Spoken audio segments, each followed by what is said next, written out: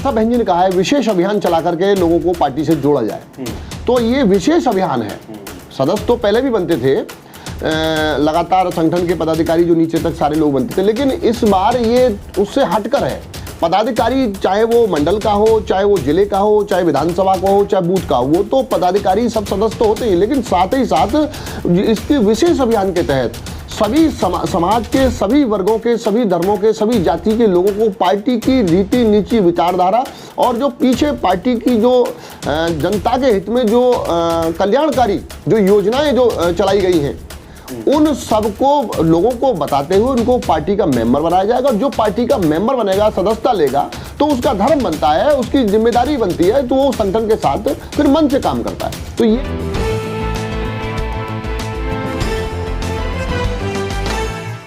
वकील साहब बताएंगे, बोलना जी वकील साहब बताएंगे, एक बसपा की एक मीटिंग हुई है, आप भी उस मीटिंग में गए थे लखनऊ में, क्या निर्देश दिए हैं बहन जी ने और सदस्यता अभियान की एक शुरुआत की जा रही है, सर क्या रिजल्ट निकल कर आएगा? जो भी माने बहन जी की 29 तारीख में बैठक हुई है, उसमें बहुत जो चुनिंदा लोगों को बुलाया गया था, जिसमें सम्मानित जो जनपदों के जिलाध्यक्ष थे और जो मंडलों को जो तैयार कर रहे हैं उन लोगों को बुलाया गया था। जो निर्देश है, और चूंकि संगठन की रणनीतिक बैठक है, वो चीज़ें हम प्रेस के जरिए, चूंकि रणनीति की बातें नहीं हो सकती हैं, लेकिन जो बहन जी ने जो हम लोगों को, पार्टी के लोगों को जो जिम्मेदारी दी है, जो काम दिया है, वो यदि हम लोग पार्टी के सब लोग उस काम को अमली जामा पहना दें जो माननीय बहन जी द्वारा बताया गया है, तो हम समझते हैं कि हम जो पार्टी है वो पूर्व की भांति निश्चित तौर पे उत्तर प्रदेश सहित देश की सबसे बड़ी ताकतवर पार्टी होगी। सदस्यता अभियान कितना असर डालेगा इससे, क्योंकि जो डैमेज हुआ था उसको कंट्रोल करने की पूरी कोशिश की जा रही है? देखिए, जो पार्टी के सदस्यों की संख्या पर निर्भर करती है उसकी ताकत। तो पार्टी में यदि जो जैसा बहन जी ने कहा है विशेष अभियान चला करके लोगों को पार्टी से जोड़ा जाए, तो ये विशेष अभियान है। सदस्य तो पहले भी बनते थे,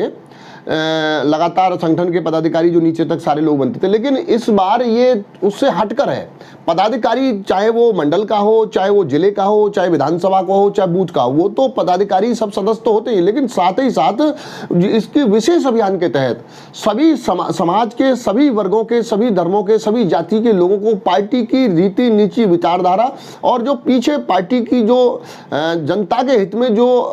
कल्याणकारी जो योजनाएं जो चलाई गई हैं, उन सबको लोगों को बताते हुए उनको पार्टी का मेंबर बनाया जाएगा। और जो पार्टी का मेंबर बनेगा, सदस्यता लेगा, तो उसका धर्म बनता है, उसकी जिम्मेदारी बनती है, तो वो संगठन के साथ फिर मन से काम करता है। तो ये सदस्यता अभियान के तहत लोगों को जोड़ करके, सदस्य बना करके पार्टी को उत्तर प्रदेश की पहले नंबर की पार्टी फिर से बनाने का काम कार्यकर्ताओं के बल पर किया जाएगा। आपने कहा कि जो सदस्यता अभियान है एक बड़े पैमाने पर चलाया जा रहा है और एक 1.5 दशक के बाद इस तरह का कोई अभियान जो है बसपा चला रही है, तो इस अभियान की क्या वजह है? बहन जी ने इसके साथ साथ जो निर्देश आपको दिए हैं उसमें क्या अलग रहेगा पार्टी की जो वोट बैंक है उसके अलावा? नहीं, ये बहन जी ने भी कहा है कि अभियान ये पूर्व में चलता था, काफ़ी समय से बीच में बंद रहा। तो इस अभियान के तहत जो सभी समाज के लोगों को जो तैयार किया जाएगा, और जो संगठन है, मुख्य जो केंद्र बिंदु होगा वो संगठन होगा, और संगठन में पूरी तरह से जो ढांचा है वो भाईचारे पर आधारित होगा। यानी कि कोई समाज ऐसा नहीं होगा जो संगठन में बूथ से लेकर के और ऊपर विधानसभा, सेक्टर, मंडल जिसमें ना हो। जैसा कि अभी आप देख रहे होंगे, मंडल की टीम भी देख रहे होंगे, जो कंसेप्ट है बीएसपी का, जो सामाजिक परिवर्तन का जो कंसेप्ट है, जो सामाजिक गैर बराबरी को खत्म करके समतामूलक समाज बनाने का जो कंसेप्ट है, उस कंसेप्ट के हिसाब से यदि आप मंडलों की तरफ, प्रदेश की तरफ जाएंगे, संगठन की तरफ नजर करेंगे, तो वो चीजें आपको उसमें दिखाई देंगी। अगर मुस्लिम और ओबीसी की हम बात करें तो वो कितना जुड़ेगा इस उससे? और आप, क्योंकि आपके क्षेत्र में और आपके इलाके में भी जहाँ सदस्यता अभियान चल रहा है वहाँ आप विजिट कर रहे हैं, तो वहाँ पर किस तरह का रिजल्ट मिल रहा है? देखिए, जहाँ तक मुस्लिम समाज की बात है, मुस्लिम समाज के जो जिम्मेदार लोग हैं, जो राजनीतिक सोच और समझ रखते हैं, और जो ये जानते हैं कि समाज के हमारे कल्याण के लिए राजनीति में भागीदारी जरूरी है, तो उन लोगों ने तो इस चुनाव के बाद ये अपने आप में ये महसूस किया है, और उन्होंने स्वयं में ये कहना शुरू किया है कि जो ताकत उन्होंने जिस पार्टी के लिए लगाई वो ताकत उनकी व्यर्थ गई और कोई शेष अब भविष्य में ऐसी नहीं बच रही है उनके पास कि उसको लगा करके पूरा किया जा सके। तो उन लोगों ने ये तय कर लिया है कि जो चूक हुई है उनको बदल करके फिर से जो बहुजन समाज पार्टी की जो समतामूलक समाज की जो आइडियोलॉजी है, जो सबके साथ न्याय, सबके साथ भागीदारी की जो बात करती है, उसके हिसाब से तो मुस्लिम समाज बड़े पैमाने पर इस चुनाव के बाद से वापस भी हुआ है। देखिए जैसे अभी चुनाव के बाद तुरंत वापस, जबकि हम इस प्रदेश की बहुजन समाज पार्टी अब लगभग पीछे, सबसे पीछे की पार्टी है, बावजूद इसके मुस्लिम समाज के जिम्मेदार अच्छे लोग जो अपने समाज के ताकतवर लोग कहे जाते हैं, जिनमें मैं पश्चिमी उत्तर प्रदेश की बात करूं तो गाजियाबाद से विधायक रहे हैं भाव चौधरी जी, और उधर अभी जो आजमगढ़ से जो लोकसभा बहन जी ने अभी उनको घोषित किया है वो वहां पूर्वांचल के बड़े मुस्लिम समाज के चेहरे हैं। तो वो ये दोनों लोग यानी चुनाव के परिणाम के बाद और इतनी कमजोर हालत के बावजूद पार्टी में जाना, वापस होना, तो ये उनकी अपनी राजनीतिक सूझबूझ और समझदारी का परिचय है और वो ये तय करके गए हैं कि हमको अपने समाज को पार्टी के साथ जोड़ने का काम करना है। अच्छा, आपको क्या लगता है कि जिस तरह से बहन जी ने कदम उठाया है, क्योंकि पहले से ही शिकायत मिलती रही है कि जो नेता हैं वो आम कार्यकर्ता तक नहीं जाते, आम वोटर तक नहीं पहुंच पाते, तो मतलब एक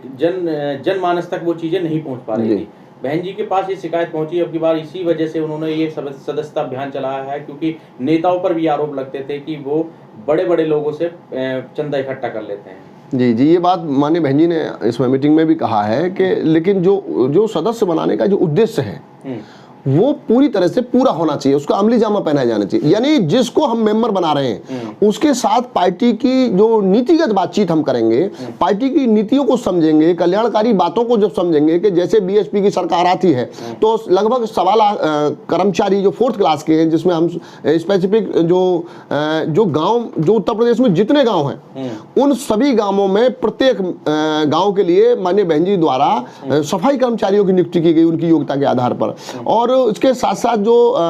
बीएड धारक जो थे उनको माननीय बहन जी ने शिक्षा विभाग में बड़े पैमाने पर भर्ती किया, पुलिस विभाग में भर्ती किया। पुलिस की तो भर्ती माननीय बहन जी की मेरे हिसाब से भारत की सबसे सराहनीय भर्ती रही है। तो जो ये कल्याणकारी जो काम हुए इनमें सभी समाज के, जाति के, वर्गों के लोगों को बिल्कुल न्यायिक दृष्टिकोण से उनकी भागीदारी उनको मिली है। तो जो प्रदेश में जो बहन जी के रहते हुए जो बिल्कुल अच्छे काम हुए थे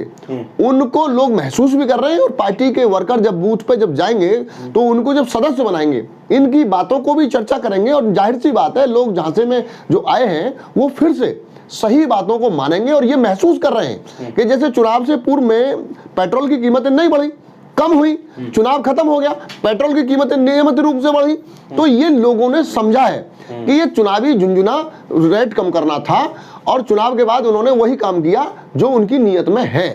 तो ये सारी चीजें जनता आज लोग महसूस कर रहे हैं, चाहे वो गैस का सिलेंडर की बात हो, चाहे वो पेट्रोल की बात हो, डीजल, और तो और मध्यम वर्ग सबसे ज्यादा जो देश का सबसे बड़ा वर्ग है वो जो सीएनजी पे डिपेंड है आज की डेट में, कन्वेंस पे। तो सीएनजी को वो 40 रुपए से 81 रुपए पे ले गए, यानी 2 गुना कर दिया। तो ये लोग जान रहे और मान रहे हैं। जो लोग सीएनजी के माध्यम से चीप एंड बेस्ट में अपना जाते आते थे, बहुत बड़ी आबादी के लोग हैं जो एक बार ये लग रहे थे चलो भाई हमारे पास तो सीएनजी गाड़ी है, पेट्रोल नहीं है, बड़ा महंगा हो रहा है, तो पेट्रोल के पास ही सीएनजी को पहुंचा दिया है। तो ये सारी चीजें लोग महसूस कर रहे हैं और गलती को भी रियलाइज कर रहे हैं। जहां तक जैसे अभी बात है राशन वाली बात, वो राशन वाले लोग भी अभी कर रहे हैं, राशन की बात को समझ रहे हैं लोग कि पहले वो 10 रुपए का आता था, 10 नहीं ले रही है सरकार, भाई 2 रुपए किलो अनाज मिलता था। ये उसका सरकार का खाद्य सुरक्षा में ये उसको था कि भाई जो अनाज है वो राशन पे जो मिलेगा 2 रुपए किलो मिलेगा, अर्थात 5 किलो 10 रुपए का हुआ। तो 10 रुपए को उन्होंने मुफ्त कर दिया, और उसमें कितना मुफ्त कर दिया, वो अभी लोग कहते हैं कि हमको तो जो है 4 ही किलो मिलता है, कोई कहता है हमको तो 3.5 किलो मिलता है। तो ये सारी चीजें, ये घपले, घोटाले, बेईमानी सब लोग समझ रहे हैं, और पार्टी के लोग माननीय बहन जी की जो सरकारों की जो नीतियां रही हैं, कल्याणकारी जो योजनाएं रही हैं, जैसे बच्चियों के लिए जब माननीय बहन जी की सरकार होती थी तो जो 12वीं पास जब छात्राएं करती थी तो उनको साइकिलें मिलती थी, उनको 15,000 रुपए वजीफा मिलते थे, दाखिले 0 बैलेंस पे होते थे। किसी भी कॉमर्शियल जो एजुकेशन थी हमारी, जो प्रोफेशनल एजुकेशन थी, चाहे वो बीएड हो, बीसीए हो, बीबीए हो, हो, MBA हो, जितने भी कोर्सेज वैसे थे प्रोफेशनल, उनमें सब में जो दाखिले माननीय बहन जी की सरकार में पूरे प्रदेश में जीरो बैलेंस के होते थे, गार्जियन को कोई पैसा नहीं देना होता था। अब इंस्टीट्यूट वाले पहले उनसे अपनी पैसे जमा कराते हैं, जब सरकार देगी जब देगी हमें नहीं पता, आप हमारे यहाँ पैसा जमा करिए। तो ये सारी चीजें सभी समाज के लोग महसूस कर रहे हैं। ये ऐसा नहीं है कि कोई स्पेसिफिक कौम के लिए लाभ था, ये सभी लोगों के लिए फायदे की बातें थी। इस वीडियो में कही गई सभी बातें वक्ता की अपनी राय है, जिसकी पुष्टि हम या हमारा चैनल नेशन टाइम नहीं करता।